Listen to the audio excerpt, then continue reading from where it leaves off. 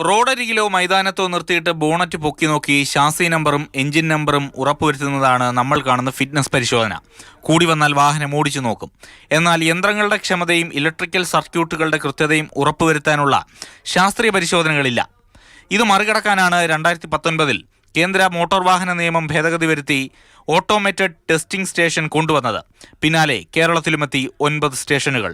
ലോകോത്തര നിലവാരത്തിൽ വാഹനങ്ങൾ ടെസ്റ്റ് ചെയ്യാൻ കൊണ്ടുവന്ന സംവിധാനമാണ് automatic vehicle fitness testing centre. പക്ഷേ എല്ലാം വെറുതെയായി. ഇനി ഈ ഉത്തരവ് കാണുക. ഇന്നു മുതൽ എല്ലാ വാഹനങ്ങളും ഓട്ടോമേറ്റഡ് രീതിയിൽ ടെസ്റ്റ് നടത്തണമെന്നാണ് കേന്ദ്ര സർക്കാരിന്റെ ഈ ഉത്തരവിൽ വ്യക്തമാക്കുന്നത്. പക്ഷേ ഉപകരണങ്ങൾ കൃത്യമായ അറ്റകുറ്റപ്പണി നടത്താതെയും ഗുണനിലവാര പരിശോധനയില്ലാതെയും നശിച്ചു. അതുകൊണ്ട് തന്നെ ന്യൂജനാകാൻ സമയം വേണമെന്നാണ് സംസ്ഥാനത്തിന്റെ ആവശ്യം. ഇത് കാട്ടി കേന്ദ്ര സർക്കാരിന് കത്തയക്കും. ടെസ്റ്റിനെത്തുന്ന വാഹനങ്ങളിൽ പലതും ഇലക്ട്രിക്കൽ യന്ത്രങ്ങളും സെൻസറും ഉള്ളവയാണ്. എന്നാൽ നമ്മുടെ മോട്ടോർ വാഹന വകുപ്പ് തുടരുന്നത് പഴഞ്ചൻ രീതിയും. ഓട്ടോമേറ്റഡ് സംവിധാനത്തിലേക്ക് മാറാൻ കേന്ദ്രം 80 കോടി രൂപ നൽകിയെന്നാണ് വിവരം. എന്നാൽ അതും കൃത്യമായി വിനിയോഗിക്കപ്പെട്ടിട്ടില്ല. AK Stephin, Mathrubhumi news, Thiruvananthapuram.